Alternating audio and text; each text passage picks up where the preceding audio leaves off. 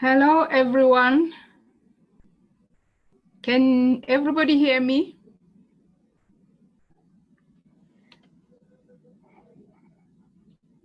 I can see we have a large attendance today, and I would like us to start because we have a very interesting session today. I would like to welcome everybody who's returning to our famous webinar. I would like to welcome the new attendees. I hope you have fun and learned a lot. We've been having this series of webinars, since last year. I hope our new colleagues will continue and join us with the next webinars that we'll be running. This particular one is a series of 3 sessions. It is a webinar on open educational resource. I know we've been all saying OER, and we assume everybody understands what OER. It is open educational resources. You know that the students have problems with buying their textbooks in Africa. Textbooks are expensive. We import them from the other countries, in the Western countries, in well-developed countries. Our students struggle to buy textbooks. So what we want to do is encourage our African colleagues, our African lecturers to start writing and producing content that is specifically African, especially because we're lacking in that area. We know that people are decolonizing the curriculum. We want information that is related to our continent, and it's very difficult to get this information.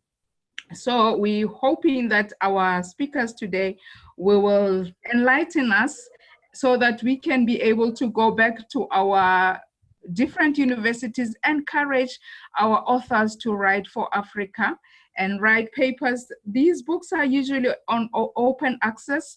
There is a particular session that will be talking about open access. For those that don't understand what is open access, you will know how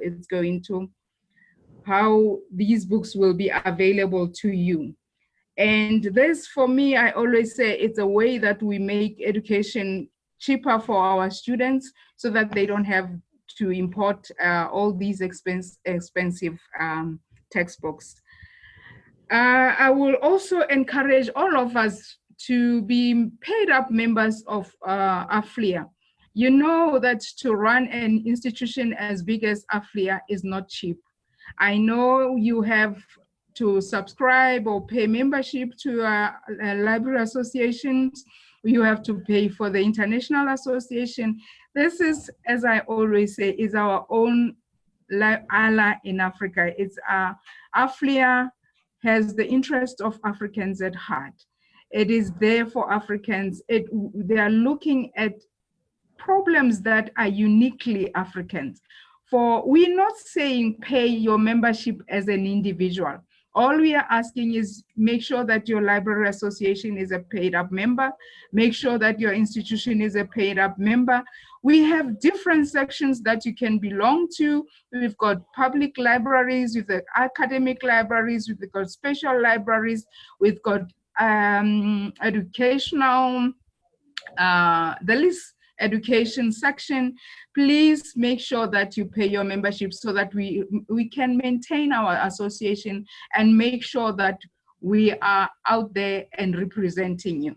Our speaker for today is Neil Butcher. Neil is a strategist at OER Africa, and he's gonna be the presenter for today, and we will introduce the next 2 presenters next time. So what I need us to understand is that when you want to ask a question, please use the box that you will see as you toggle down on your screen. There's a question and answers box. Please click on that and type in your question.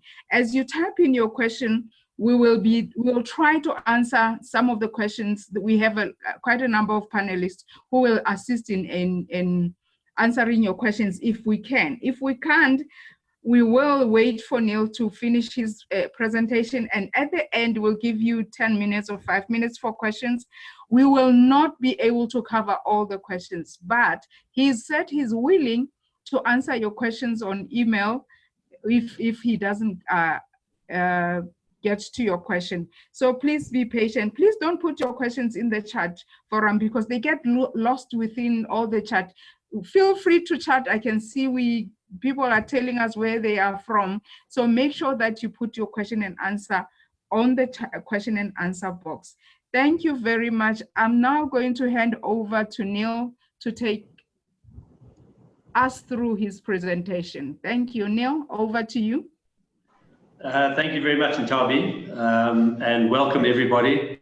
I'm very pleased to be talking to you today because I'm actually spending the day at Strathmore University in Nairobi, where we're discussing the issue of artificial intelligence in education. So it's been very interesting days of conversations, and I hope that what I'll say over the next 45 minutes or so will also be useful to you. As you heard from Ntabi, I am with an initiative called OER Africa, which is an initiative of SADI, an NGO based in South Africa, but operating across Africa. I've been interested in the field of open educational resources since before UNESCO coined the term in 2002. And I've been very privileged to have worked all around the continent, helping universities and governments to think about the concept of open licensing and OER, and to understand what it means and what possible benefits might be for African countries. So let's jump straight into the slides. So just to start, a very basic definition. Open educational resources are educational resources that are freely available for use by educators and learners without an accompanying need to pay royalties or license fees.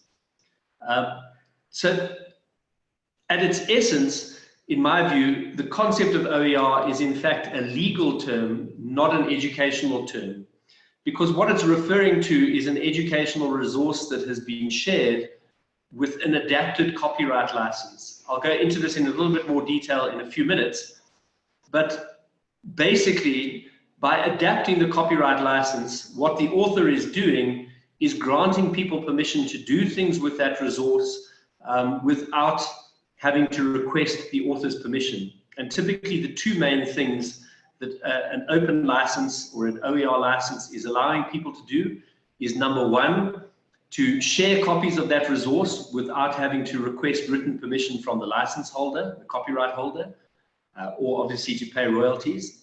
Or secondly, if the author allows, to be able to make modifications to that resource without requesting written permission. So it's very important that we understand that the concept of OER is not synonymous with online learning or e-learning. A lot of people think that OERs refers only to digital resources. Now, obviously, it's true that the internet and digital content makes it possible to share content in ways that were simply not possible 20 years ago.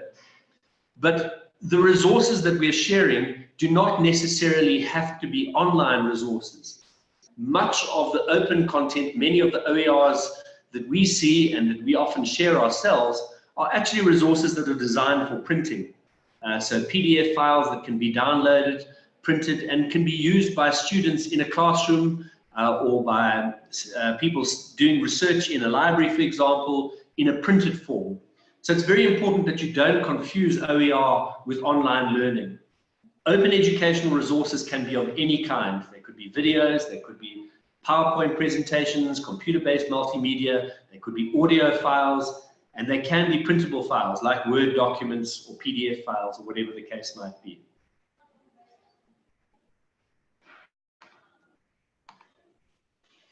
So a lot of the origins most recently, or the impetus around OER has come from work that UNESCO has done in trying to popularize this term and give it momentum. In fact, at next year's General Congress, a resolution on OER is going to be tabled by UNESCO to try to encourage governments to actually formulate OER policies, and particularly to try to make sure that any educational resources that they fund through government funding be shared under open licenses so that everyone can have access to them. So there are two quite critical steps or activities that have taken place in recent times. The first was the release of this Paris OER Declaration at the World OER Congress in 2012, which issued a number of recommendations. I'm not going to go through them all, you can see them on the screen there. And these are basically trying to encourage governments to make more use of OER. That was followed up by a Congress in Slovenia in 2017. And I think by the time of that Congress, it had become clear that this concept of OER really had moved into the mainstream. It's not the case that that's meant huge amounts of activity, but it's very clear that now everyone, as Ntabi mentioned earlier, is talking about OER. So I think at the very least, from the perspective of African librarians, it's really critical that we understand the concept, and particularly that we understand how the licensing frameworks work. So I'm going to go into a little bit of detail to explain those. As we know, copyright is a collection of exclusive rights given to authors, to creators and authors. Sorry, my chat screen is annoying me. To protect their original works. So in all rights reserved copyright, the copyright holder has the exclusive right to control the publication, distribution, and adaptation of their works for a certain period of time. And a lot of the reason why copyright frameworks developed was to try to give authors an incentive to create content and to make sure that they were compensated financially for what they produced. The reality in education systems is that vast quantities of content that are being produced by educators all the time are not resources that are ever being created with an intention to sell them to other people. And at the same time, we've seen, I know all of you in libraries will know this, that the cost of accessing textbooks has gone up very significantly in the last few years. Buying textbooks has become increasingly expensive. At the same time, governments are spending an enormous amount of money, and universities are likewise spending an enormous amount of money buying textbooks from commercial publishers and from other sources. Very often, they are also investing in content creation themselves, but then not making sure that these all rights reserved copyrights are modified to enable better use of the materials. So open licenses have developed in recent years, not to replace copyright, which I think is a very important point. Many people think that openly licensed content has no copyright. That's not true. An openly licensed resource still has a copyright license, but that copyright license has been modified to give users permission to do various things. And I'll take you through the specifics of that in a couple of minutes. But it's also important to understand that one of the critical reasons why these licenses have emerged is because once content has been digitized and once it's been shared in a digital form, it actually becomes very difficult for the copyright holder to prevent people from sharing it.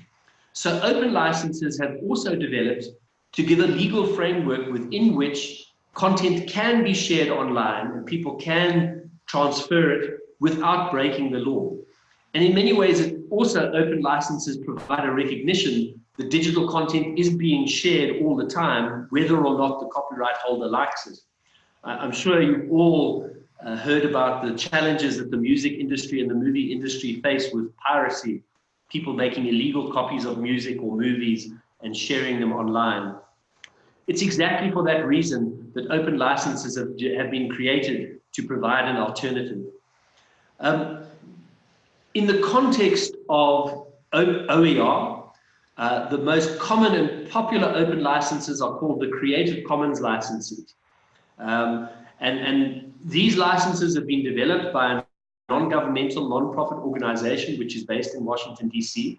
And they've been designed in such a way that they are compatible with the vast majority of copyright legislation around the world. And so they have evolved as a very robust and well-tested method for being able to modify copyright licenses and to share content under open licenses. And so I think as librarians, it's very important that you understand what the different conditions are that can be applied to a resource using a Creative Commons license. As I've said already, the Creative Commons licenses are not an alternative to copyright. When a user uses a Creative Commons license, they retain their copyright, and particularly they retain the right of recognition as an author. In other words, the right to be recognized as the person who created that work.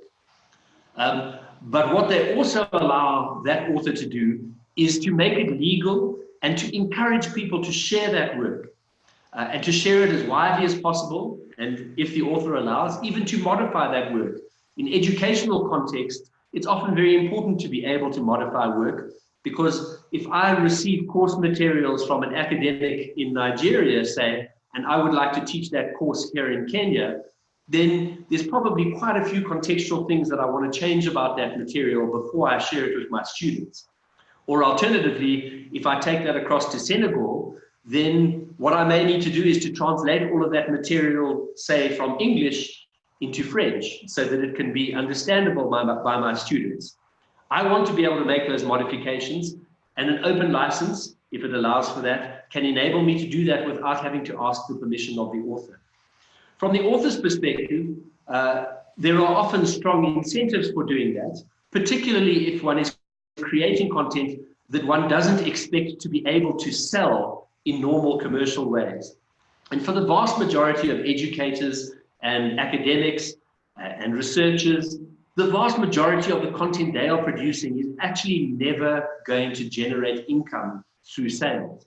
So by sharing that material under an open license, they can achieve other benefits, particularly being recognized as the author of that work when it's getting shared more widely, and getting the benefits that accrue from being recognized as being an expert in that field if they produce something. I'll show you a very specific example of that that comes from Kwame Nkrumah University of Science and Technology in Ghana.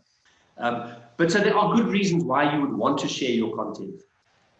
So the Creative Commons license framework is not a single license. It allows you to actually construct different licenses depending on what you would like to allow people to do. There are 6 Creative Commons licenses. I'm not going to go through them all in detail, but I will provide you a link to the Creative Commons website so that you can go and look at them if you would like to. And they all have common features. Number one, they make sure that the copyright holder retains copyright while allowing others to copy, distribute, and make use of their work, at least non-commercially. So we'll come back to that, because you are allowed as an author to prevent commercial use or not to prevent commercial use, depending on your preference. Most of the Creative Commons licenses, except one called the CC0, also ensure that the author gets credit for their work. In other words, even if I share it, even if I adapt it, I make sure that whoever is sharing my content is obliged to recognize me as the author. If they don't do that, then whoever is sharing that material is likely to be guilty of plagiarism. Remember that there are 2 different legal aspects to copyright. If I take your content and I share it with someone else without asking your permission, I'm breaching copyright. That's illegal sharing. But if I take your resource and I put my name to it and remove your name, then I'm guilty of plagiarism, because then I'm pretending that that work is mine. So it's very important to understand that Creative Commons licenses ensure that the author who originally generated the work is recognized as the author of that original work. So on top of those basic permissions, the Creative Commons license framework allows you to apply these restrictions, the ones that you see on the screen now. The first one is a restriction called attribution. This license, so pretty much all Creative Commons licenses except one require attribution. Attribution is what I've just spoken about, recognizing you as the author of the work. And you can go so far as to specify exactly how they must recognize you. But if you give them permission to adapt the work, then it's very important that they are also obliged to indicate that you are not endorsing the adapted work. It's only your original work that belongs to you. Then you can decide to apply these additional restrictions. The first restriction is you can say, I apply a non-commercial restriction. What that means is that I will allow other people to copy and share my work, but they can only use it for non-commercial purposes.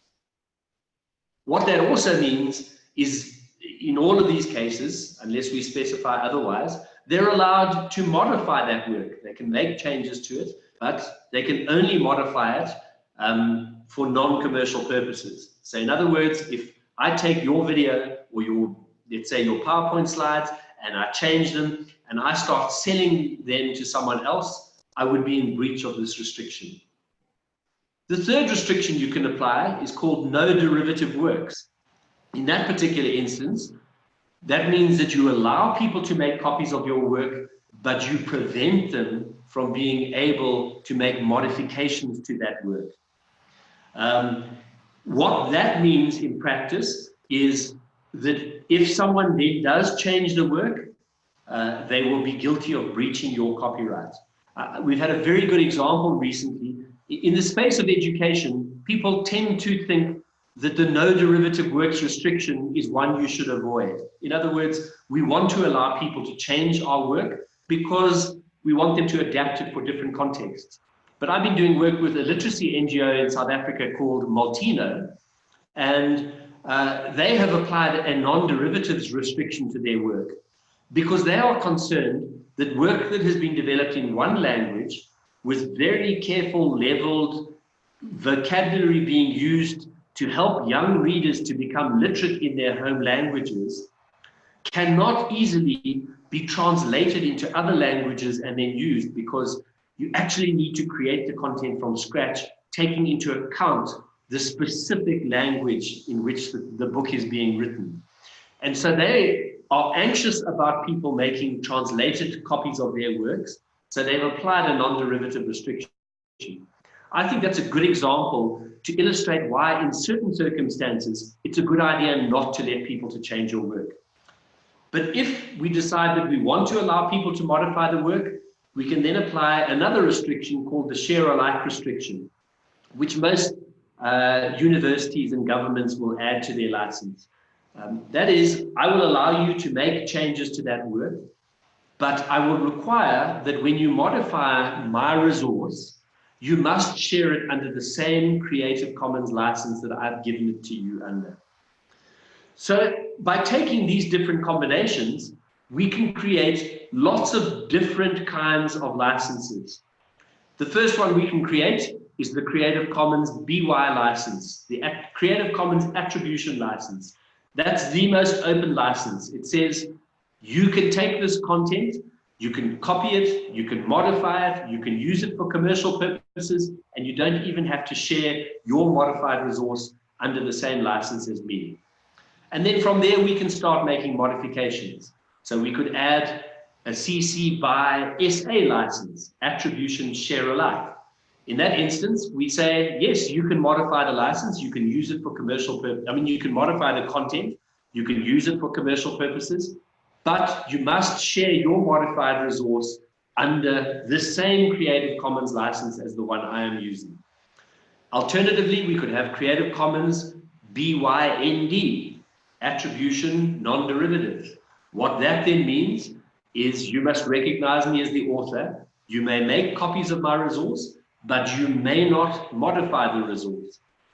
And if you go to the Creative Commons website, you'll see all 6 of the available combinations. I'm going to put them on the screen sort of quickly now. You can see them there. And my advice to you as librarians, this time is too short in this seminar to be able to do that, is that you should spend a little bit of time. I'm going to share a link to you to a resource that we've created that can also help you to learn more about this. Taking time to understand what each of these different licenses is. So in each of these boxes, what you see is a different license. There's CC BY, the most open one, and then right across the other side, you'll see the CC BY NC/ND, which is the most restrictive Creative Commons license. The next one that's more restrictive is all rights reserved copyright. And so then the spectrum between these goes from least restrictive to most restrictive. But as a librarian, I think it's also really important that you're able to guide the people who use your facilities to help them to understand what these different symbols mean. And so I think it's really worthwhile for you to spend some time learning about them. You can see each of the symbols stands for something. So there's a little picture of a person in the circle for the BY one, which is an indication of the fact that you must recognize me as the author. If you look at the non-commercial one, you'll see a $ with a line through it, which means you may not make money out of my resource. And the beauty of this license framework is it gives you, the author, complete freedom and flexibility to decide which license they want to use, how much freedom they want to grant other people, and the basis on which they are willing to allow people to share their resources. Now, from our perspective in OER Africa, this has been a very important conversation to be having, because one of the unfortunate realities of the global knowledge networks that are active on the internet is that African knowledge is massively underrepresented in those spaces. In other words, when I look online, the vast majority of content that I find when I run searches for content, and particularly when I run searches for openly licensed content, is not actually coming from our continent. It's mostly coming from developed countries like the United States, the United Kingdom, Europe, etc. And for me, this is a real problem. And it's a problem for two reasons. First of all, it's a problem because we know that content that's been created in other contexts is not always that useful when we try and bring it here and use it in different African contexts. But secondly, and I think more importantly, is because it creates a misperception around the world that Africans are not actively producing content. And so one of the things that we've been trying to encourage university academics to do in our work is where they are creating resources, is to take the time, the extra step of putting an open license to them and sharing them online through one or other of the OER repositories.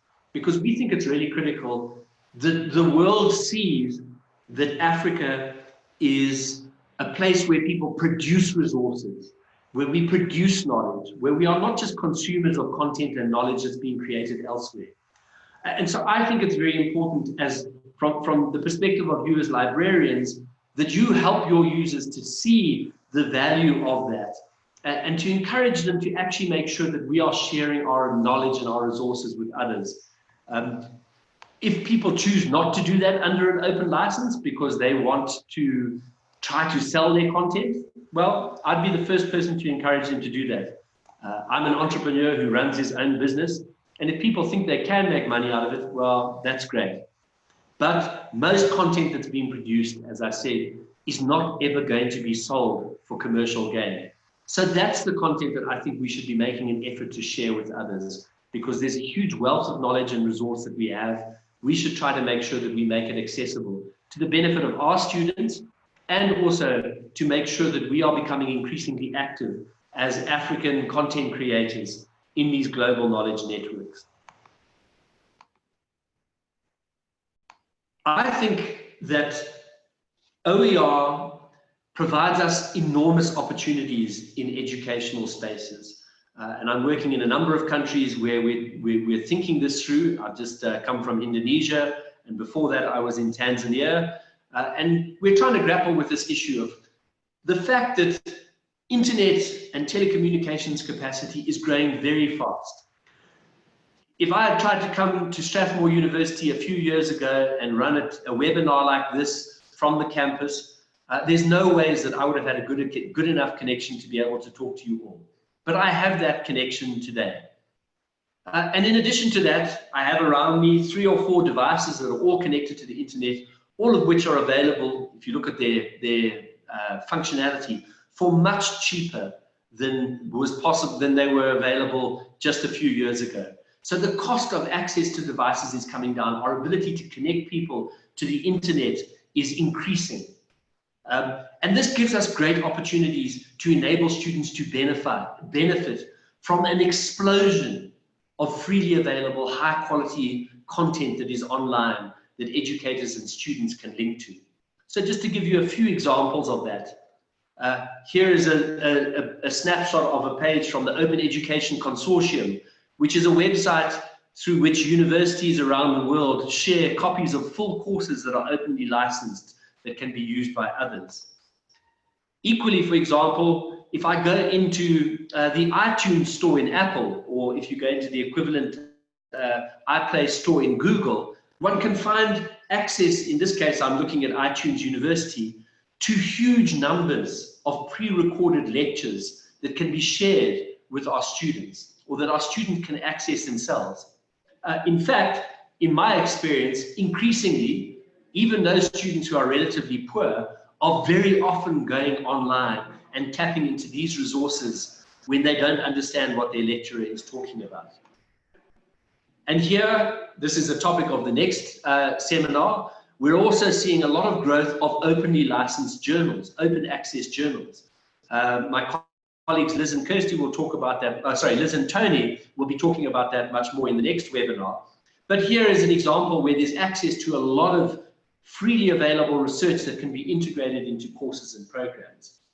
Now, I think this poses something of a challenge, because on the one hand, there's the challenge that we do not have enough access to African-produced content in these kinds of platforms. On the other hand, I think educators are facing a major challenge, and I think librarians also, because in the past, the academic and the course that they ran was the source of all knowledge. So they constructed the curriculum and they delivered that to their students. And that was what the students learned. But now, more and more students are able to go online, and they're finding themselves in this massively rich world of information. What this suggests to me is that increasingly the academics need to stop trying to package their own content and deliver it to their students. And increasingly they need to teach students the skills, the information literacy skills that are needed to be able to navigate their way through this complex world. Because obviously when I say to you that there's this explosion of online content available, that doesn't mean that all of it is good. In fact, lots of it is junk. And more bad, poor quality content is becoming available online. So we need to teach our students the skills to be able to search for content, to find content that's relevant to their educational or research needs, and to be able to distinguish what's good from what's not good. Because the source of content no longer is a sufficient predictor of quality. So they need to be able to decide that for themselves. In many respects, though, this is a similar challenge to the challenge that librarians face. Increasingly, the library is no longer a physical facility with resources that are just available in the four walls of the library. Increasingly, the library is the hub through which the university, if it's a university, or the school or the community, gains access to the world of knowledge. And so that means that more and more libraries are also becoming kind of internet hubs, providing facilitated and curated access to the world of knowledge online. And I think this creates, again, a very significant challenge for librarians to be able to help navigate people through that world and help them find what they're looking for and teach them how to search for it. You know, in the same way that in the old days when I was at university, there was a librarian who taught me how to use the microfiche or how to use all of the various library catalogs. In the same way, librarians are increasingly needing to be able to teach people about this world of online content and to understand these open licensing concepts so that they know how to use content ethically and legally. So we have a website called OER Africa, where we've tried to pull together a lot of information about OER. And so I strongly encourage you to go and visit that website. if you want to learn more about these concepts. There's a lot of information there that you'll find useful. One thing particularly that we've constructed, which I wanted to share with you today, and you can see the URL to this at the bottom. As you've heard from our colleagues, the slides will be shared with you after the presentation. And we've created some very simple little online modules that you can work through. Each of them takes probably about 20 to 30 minutes at most to learn about different aspects of open content. So you'll see there's one box there on Creative Commons licenses. If you want to know more about CC licenses, you can go there. If you want to learn more about how to use the Google Advanced Search to search for open content, then you can click on that one. And we've created this resource not only as something for you, but what we would very much hope is that you might also share this with your library users. So if that's students and academics, then that's it. If it's in a school, if you're servicing the community, try and teach people about some of these very basic skills. You'll see the last one there is about criteria. How do we judge the quality of the resource that we want to use? So very quickly, I wanted to give you a couple of case studies of examples, African examples, of how OER has proven or is proving to be a powerful educational concept. So as I said, even though the concept is just a legal concept about how you share content under a changed copyright license, it has tremendous power. What I'm showing you here is a course that was designed with the Kenyan Institute of Education using something called the UNESCO ICT Competence Framework for Teachers. So this is a framework that is designed to teach teachers about how to use ICT, computers, tablets, mobile devices in the classroom.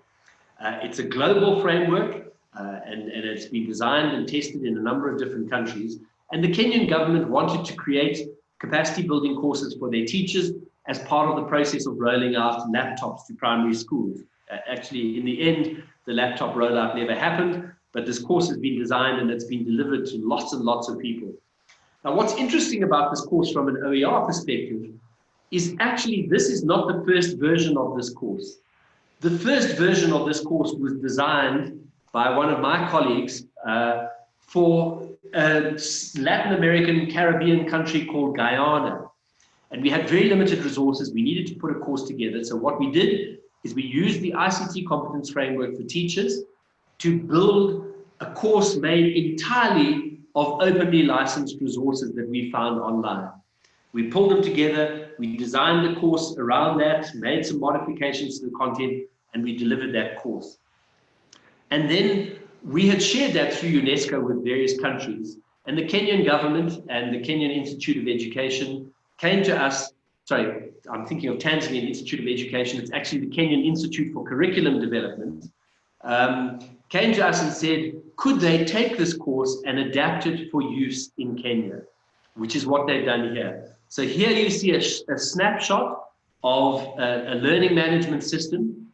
It's in an open source learning management system called Moodle, where a full course that is completely openly licensed, everything is licensed in such a way that it can be copied and modified, has been designed for Kenyan primary teachers.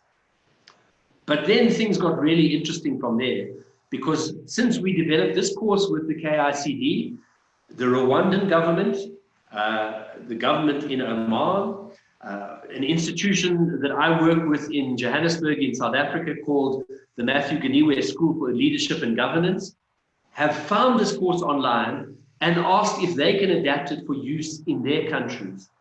And so we've been able to prove that by taking and adapting this full course and making it contextually specific to, say, Rwanda or South Africa, it's been possible to build and share a course with teachers for a fraction of the price of what it would have cost to develop it from scratch, but ensuring that the course is of very high quality. Because every iteration we go through, we actually are able, working with governments, to improve the quality of the material.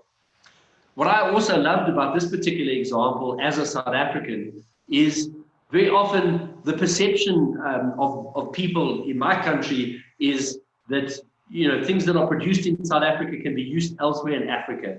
It's a very annoying perspective that people have. And so what was really nice about this case study, it's a really good example of a well-designed course being created in Kenya, then being adapted for use in South Africa. And in exactly the same way, I believe that these kinds of resources that we create and share in African countries can be resources that are used globally. And the next case study, for me, is the best example of that that I've come across. And this comes from a collaboration that took place between Kwame Nkrumah University of Science and Technology in Ghana and the University of Michigan, the Faculty of Medicine in the University of Michigan. Together with us, they had gone into a collaboration to explore the use of OER, and they had suggested, or they had intended to create open content together. Now, because University of Michigan is such a globally well-recognized and famous Faculty of Medicine, everyone assumed at the start of the project that the first examples of sharing would be about taking American content and using it in Kumasi in Ghana with the African students working there, the Ghanaian students. But actually, the opposite happened. One of the first content creation projects was this one, this is just one step that I'm showing you. It was a series of video materials that were created in Ghana around various topics, a critical topic of which included various tropical diseases. And there's actually a series of videos which I didn't put up here because they are quite graphic. So unless you are a medical practitioner and you like to look at graphic medical videos, it's probably not a good idea to watch them. But there was a series of materials coming around the Buruli ulcer, which is one of the tropical diseases prevalent in Ghana. Now, obviously, academics in Ghana are the real experts on tropical diseases because they deal with those diseases all the time. That's their real knowledge base. But because they're so busy, they very seldom get the time to share their resources. And this process gave them the opportunity to create videos. They created those videos first and foremost to make them available to their students, because the students in Kenust were going into sessions in the hospitals where the facilities were too cramped, there were too many students, they couldn't hear the academics talking properly. And so these videos were created to supplement the educational experience of the Ghanaian students. But very quickly, the University of Michigan identified them, realized that there was a whole lot of expert knowledge about tropical diseases in these videos, and they started using them in the University of Michigan. And what this did is it had the effect that these expert academics in Ghana came to be much more recognized globally for their expertise and knowledge in tropical diseases. Before, because they're based in Kumasi and weren't really well connected online, no one knew that they were experts. But because they took their knowledge, packaged it, and shared it with the world under an open license, they came to get the recognition they deserved as experts in their field. And actually what flowed from that was a whole series of engagements and opportunities, collaborative research opportunities, presentations at conferences that they would not have otherwise got access to. So for me, this case study is an excellent example of demonstrating how an African content creator using open licenses to share what they create can actually show the world our capabilities and develop a strong reputation and recognition for what they are doing. So we just thought this was a great example. And there's more and more examples of these kinds of things happening all the time. So I think from an educational perspective, we feel that these are some important requirements to institutionalize openness. Now, many of you are from academic universities, so this might apply, but some of you are not. So for those of you who are not, I still think that these basic lessons apply. In the case of education, I think one of the most important lessons coming from this explosion of openly available content on the internet is to try to get our educators and lecturers to understand that teaching and learning materials very often are the most effective way of communicating the curriculum, and that there's a lot of resources they can draw on to enable the students to learn the curriculum without having to have it lectured to them. Now, for me, this is very important, not because I don't like lectures or lecturers, but because actually, if we're spending our face-to-face time with students lecturing to them, we're not really using the face-to-face time in the most effective way possible. Because face-to-face time is time for discussion, engagement, debate, answering questions, understanding where students are stuck. If we can use that scarce resource of face-to-face time for that kind of interaction, because the students are studying through resources, we're going to end up with much more productive learning. We had a very good example of this in our technical and vocational education sector in South Africa that came out just recently, where students who were being required to take lessons again, to take subjects again that they had failed, but there weren't enough of them to start a new subject, were given a reduced opportunity to take that subject, where they had to use the textbook to learn, and then they only had 2 hours a week with the lecturer. And by flipping the classroom that way, actually, those students who had all failed in the new model had a 100% pass rate. So in fact, that TVET college is now looking at applying that same model across all of its courses. So I think that this shift is important, and it's important as librarians that you think about how you can help academics to make this shift. How can we make it easier for them to find the resources they need in their subject area? How do we make sure we learn the skills of good searching online? Obviously, linked to this, I think embracing open licensing environments is critical. And that's not to say that we think everything should be openly licensed.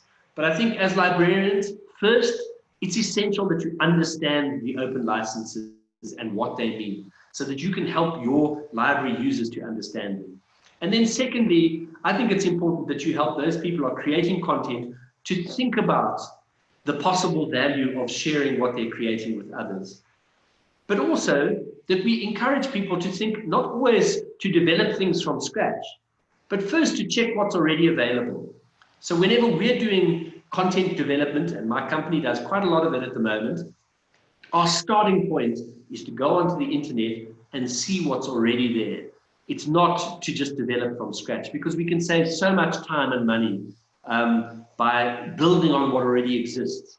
In the context of African countries, for me, that's also important because then it enables us to spend our scarce resources creating things that are unique to our context, not just replicating things that already exist. I think that what this also then implies is that we need to think about our institutional policies. Do we allow, most universities where I work don't even have intellectual property policies. If you have libraries, do your libraries have any policies about these kinds of things? And if not, is it worth putting them in place? And then very importantly and lastly, I think that this explosion of online knowledge provides us very clear guidance that it's no longer acceptable, particularly by the time we're dealing with, for example, people who are studying at a secondary or let's say post-secondary level for now. Access to the internet, in my view, is no longer something that's nice to have.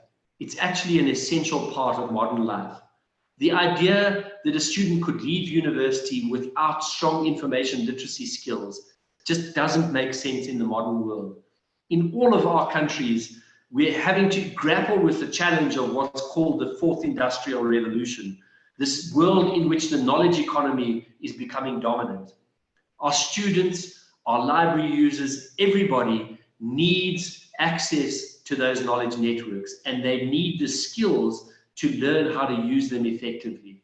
And I think, and my colleagues think, that libraries should be the leaders in that new world, because it's really about the world of information management. And that's what always libraries, for me, as a non-librarian, have been about. It's about managing information and providing access to information to the people who are using the library. Those principles haven't changed, but the tools at your disposal to deliver that service of information management, curation, and access have become so much broader because of the internet and because of technology. And so we have a responsibility to ourselves and to our users to learn how to use them properly and to make sure that we get proper connectivity in place for our students.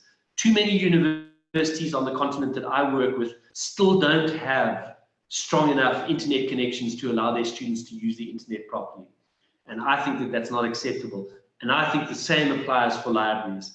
I think libraries increasingly are part of this global knowledge network, not buildings with 4 walls that you walk into.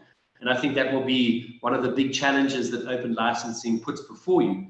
But on the other hand, I also think it creates the most amazing opportunities to reinvent the services of librarianship and to be able to service your clients and your customers and your users much more effectively than you've ever been able to do in the past. So for me, it's also a very exciting time, and that's why I'm so engaged in the world of OER.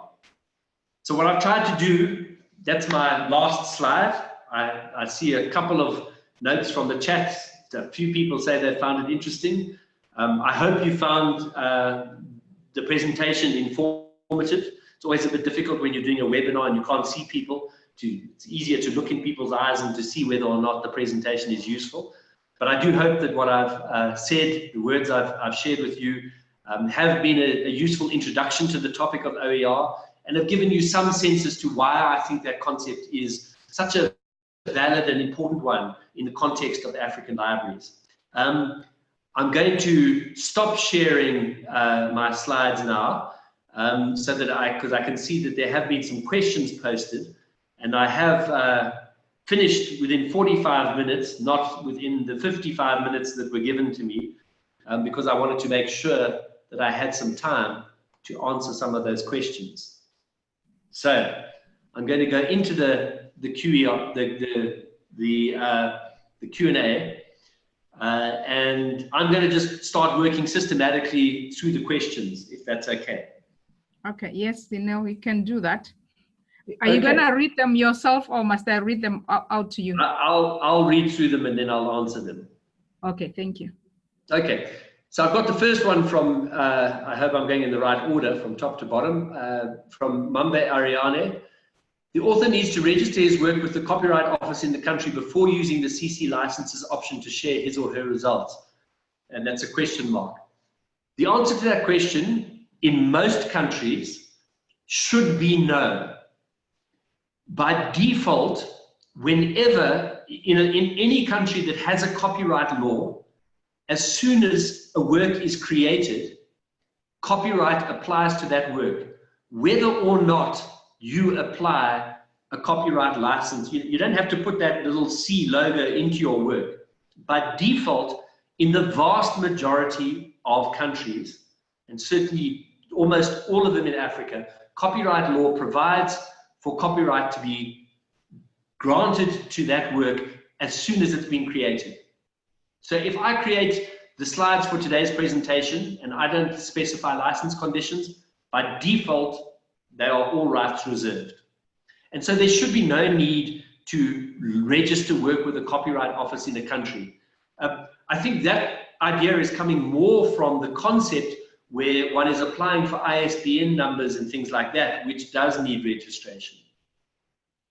After that, the author is entitled to apply whichever Creative Commons license they would like to, and they should not have to register that with any Copyright Office in order to do that. You can do that yourself. So I can't guarantee that for all countries, but in all aspects, well, in all countries where I've worked, there's no need to register anything with the Copyright Office. Moving on then to Rodney Malesi's question about OER is great, but what is in it for the authors? Any royalties earned with copyright licenses in place?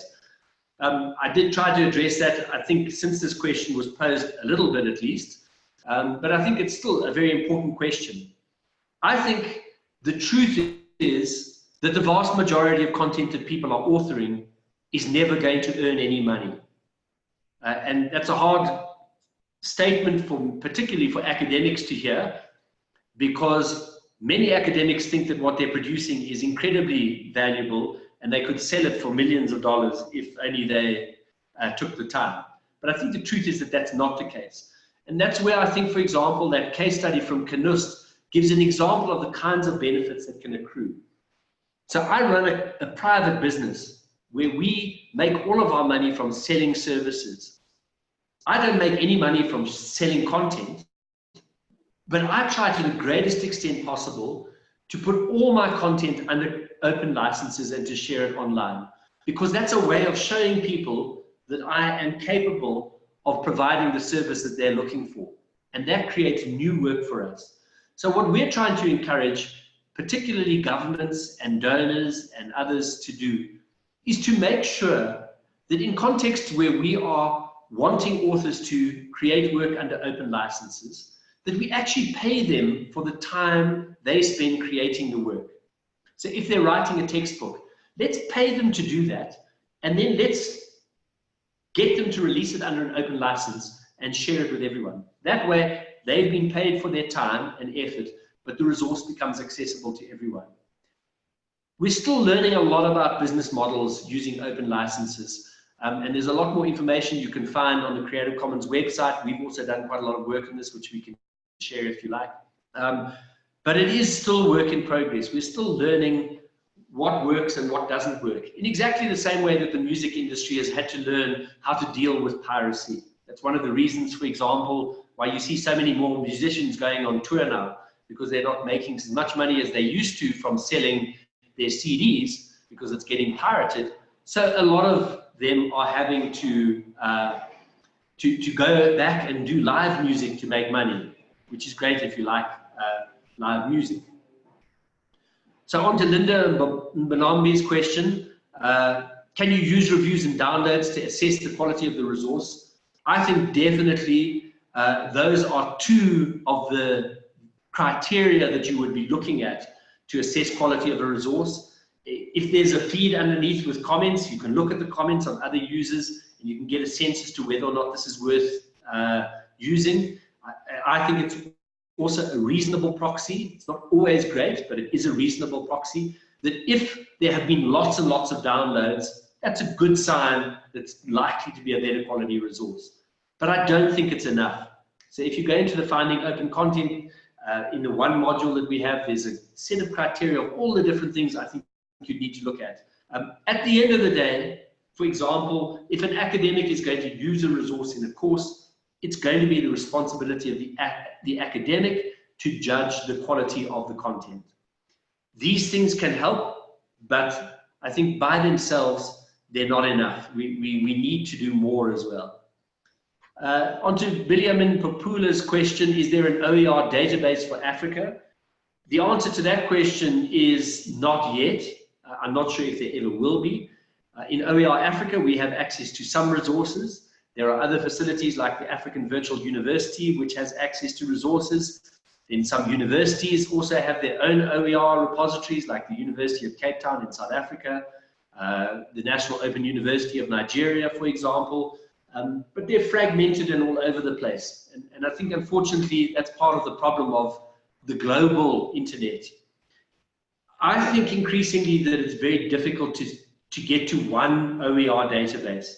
So I think what becomes increasingly important is for people to share content in one of the many repositories available, and then for us to use the search facilities that are available. That Finding Open Content tutorial will take you through quite a few of them, in order to learn how to find content in the different places that it resides. Because the truth is that content is all over the internet. We are hoping in OER Africa to try and pull more information together, but it's very difficult because there's so much more content being produced. It's just not possible for one database to keep up with it all. So I'm then moving on to Galaxy C8's query. Copyright law in Africa is no more active with reference to piracy we're experiencing now. How can OER advise African writers or authors to convene with governments to establish good laws on Creative Commons? So I think this is sometimes a challenge. Interestingly though, quite a lot of governments in Africa have already created Creative Commons licensing frameworks that are compatible with their licensing. I think the bigger problem is to work out how to persuade governments to engage with the concept. So I think the law is not so much the problem. The Creative Commons licenses make it quite easy for governments to adapt their copyright policies and their legal frameworks to incorporate Creative Commons. And in fact, Creative Commons has unported licenses that should work in most African countries already. The bigger issue for me is the policy one. How do we encourage governments to engage with this concept, to understand what it means? And very importantly, if governments are spending money creating materials, how do we persuade them to share those materials under open licenses so that everyone can have access to them? There's so much money being spent on content creation, and so little of it finds its way into the public domain. I think that's really sad. So I think there's also a lot more engagement with policy work that needs to happen. I'm skipping over a few of the comments because they're just comments, not questions. I then have a next question from Magdalene Mungai. Institutional repositories are open access. So does it follow that if we have OERs, we should put them in the institutional repository? That's a great question. So it depends, I think, on how your institutional repository is constructed. But in a nutshell, I would say that the answer would be yes. If your institutional repository is online, and if your OERs can be stored in it, and it's sensible, and we can display them and share them with others, most importantly, what you want to make sure is that your institutional repository can be indexed by the main search engines around the world, you know, the Googles and Bings and other kinds of things. Because if someone has to physically come to your institutional repository to search for content, the likelihood that they're going to find your OERs is quite low. So what you need to do is to make sure that your institutional repository can be indexed by search engines so that when people are running searches for content on the internet, they find your resources. And that, for me, is the most important aspect of the repository design that we need to get right. So you need to think about what things we can do to make those institutional repositories more discoverable by people outside the institution. Now, there are some institutional repositories for open access for research material that don't lend themselves well to storing OERs. I can't comment on, Magdalene, on your particular case, but I think one just needs to examine whether or not the repository can make provision for sharing of OERs. If so, then I would strongly encourage that. Moving down then to Beatrice and Gure's question about OER is a wonderful idea. How long has this project been running? OER is not a single project. The project of OER Africa, which is the one that I am involved in, has been running since around 2007, I think. So it's been going for around 12 years now. But the concept of OER was coined in 2002 at a UNESCO conference. So I think if we were to say how long has it been going, I would say 2002 is as good a starting point as any. But actually there's now lots and lots of projects on OER around the world. If you go to the OER Africa website, you will see links to quite a few of the projects running in Africa. We're trying to update that from time to time, and you will see you'll see examples of different kinds of projects that hopefully might be useful to you. So, moving on to Rashid Zegrani's question, or there's two questions there. What is the difference between free and open resources? So, in simple terms, a free resource is a resource that you don't have to pay for. Now, there are lots of materials that you can find on the internet that are free. I can go and find a website and I can download PDF files from it. That's free. An open resource, on the other hand, is a resource whose copyright license has been modified to allow particularly two specific things. One, to copy and share that resource.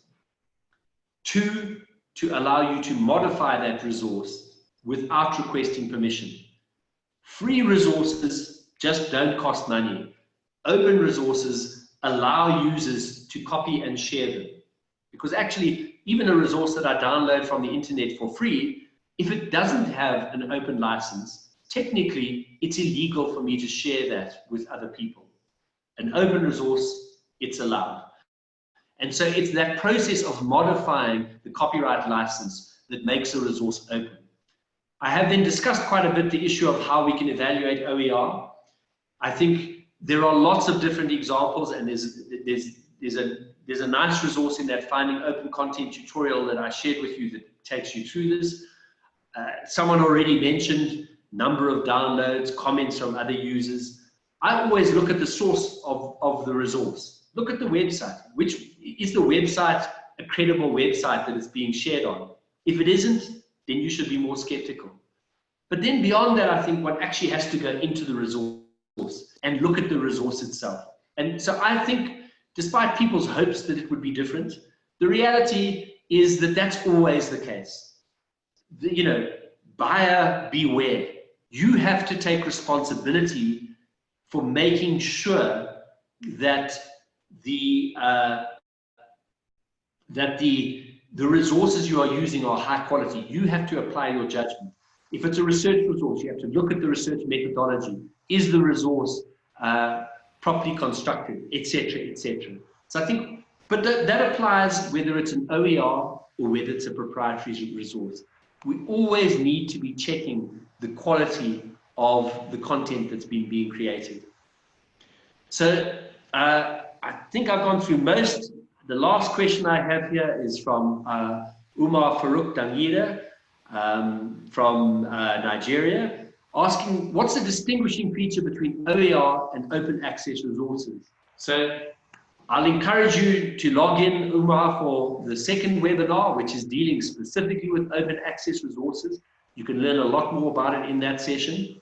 But in a very brief answer, open educational resources and open access resources are similar because they are both about resources that are shared under an open license in the way I've described. The difference typically is that open educational resources are materials that have been designed explicitly for use in teaching and learning. Open access resources are typically resources that have been created through research processes.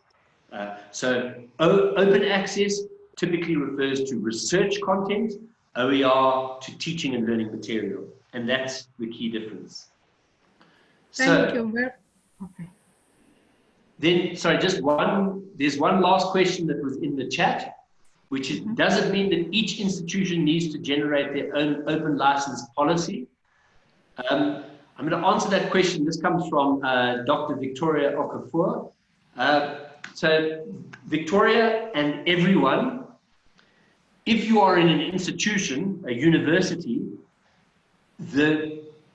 every university should have an intellectual property policy. Too many universities I work with do not have an intellectual property policy, and it is a real problem. The intellectual property should specify who owns the copyright to what kinds of content that are being produced in different circumstances and what can be done with it. And in my opinion, the information about copyright and open licenses should be part of that intellectual property policy. So I hope that answers your question. What that means is that I don't think they need a separate open license policy. I think they need an IP policy, and I think that IP policy, intellectual property policy, should cover issues of copyright and should guide academics about whether or not they are allowed to use open licenses and under what conditions. So the answer to your question is yes. Okay. So, thank you. Tawi, back to you. Okay, thank you very much, Neil, for a very interesting session. I'm very proud of you. You went through more than 18 questions in the shortest amount of time. I also have a question, or a suggestion, I think, because I follow the American Open Access or the OER mailing list. I know somebody has already asked, is it possible for us to have a database that you have answered? Is it possible to have a space whereby this discussion can continue, one similar to the Americans? Because if you go into that mailing list, if you ask a question, where do I find open resources for, let's say, climatology, they will say, oh, this university and this university has got a good one. This university and this university has got a good one. So can we maybe work towards doing the same? Have you thought about it? Well, I mean, the first point is that I would encourage people to be participating in those forums, because I think those global forums are really helpful to Africans as well. And there's a lot of useful stuff, and we should be contributing to them too. I think too many Africans are just listeners in those things, not participants. But more specifically, for this community, I would really love, and we are hoping from our perspective that that these webinars will be the beginning of a collaboration between AfLIA and OER Africa that will go on long beyond the webinars. And we would love to create a discussion group with AfLIA on these issues that the librarians who are members of AfLIA can join and be part of, and where we can exactly help each other to find things, to identify things that are there, etc., etc. So, Dr. Nkem, if you're listening in, I'll pick that conversation up with you by email, and let's see if we can make sure that we get that up and running by the end of the third webinar. Yeah. Just one more question from Anne Sochel about theses and dissertations produced by students, whether or not those are OERs. Typically, theses and dissertations produced by by students would be seen as open access resources, not as OER, because they are research products, not teaching and learning materials. But whether or not they're open OER or openly licensed depends on whether or not the university has an IP policy that requires that the thesis is shared by a student under an open license. Again, most universities don't specify this, so it's unclear who actually owns the copyright of the theses and dissertations that students produce. So universities really must get to grips with those questions. Okay, I have a question. This is Chinwe. Okay, continue quickly. I know that he has answered something closer to it. In Nigeria, there is encouragement for universities to key into open educational resources. And then many universities already have institutional repository which contains resources that is beyond the open educational resources from what he has said. So how do you reconcile them? Do you now go to begin to set up an open educational resources platform outside the institutional repository? Okay, interesting. Neil, over to you. Hello. We seem to be missing Neil. I don't know. Sorry, I muted my microphone. Won't you just repeat the last part of the question? I got most of it, but then I missed the last part. She's saying, do we have to create new repository? Because all institutions have got the repository for theses and master's, whatever papers, but we have none for the OERs. Should we continue having a separate one, or do we use the same repositories that we use for thesis? So I think that's also partly issues that we can cover in the next webinar when we start talking about open access. So let's also look at it there. I'm a little nervous to answer the question because I think it depends on the specific institutional repository. And what I said earlier in response to that is that I think, in principle, it shouldn't be necessary to create a separate repository. But I think that depends on what technology is being used to run the open access repository in the institution. Okay. I think the ideal scenario would be not to have a second repository, because that's an additional expense. It requires extra maintenance and so on. But one of the other things that's worth exploring, I think, is to look at some of the global OER repositories and maybe look at going into a partnership with them and sharing content through them rather than through an institutional repository. A lot of them, like OER Commons, would allow you to create your own dedicated space where you could share content. That's what we did with UNESCO ICT Competence Framework for Teachers. And my view is that content becomes much easier to find when it's in a big global space than when it's in our own institutional repository. So I'd also like to encourage, as we think about this, but this could be part of that longer conversation we start on email, on a discussion forum. I think these are the kinds of things that we need to explore and discuss in much greater detail. And hopefully these are areas where OER Africa can potentially help people to get their resources up and online and accessible to the best extent possible. I think we're getting close to being out of time. So, Tabi, maybe we should look to wrap up now. Okay, yeah, I think we need to wrap up. I think we will have that conversation. Kim and I, as you know, I'm the chairperson of the academic library section in AfLIA. So we will take up that and see whether we create a different site and then have the conversation going. Kim knows that I've been making noise about this for a very long time. So I'm quite happy. I'm more excited than anybody else about this. Okay, so we will see what there's a rider. Can I make? Okay, remember, I have reminders. The certificates will only be given to people who attend at least 2 of these webinar series. The dates for the webinar series are on the chart. The next one is on the 17th of April.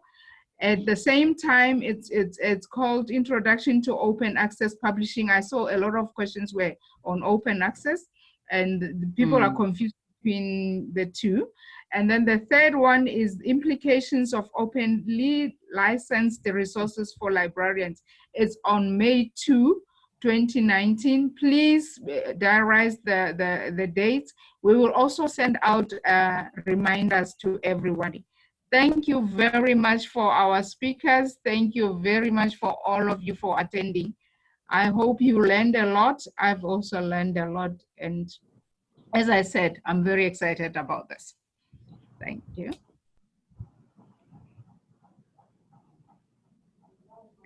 I think we will close now because we are at the end. Thank you very much for joining us.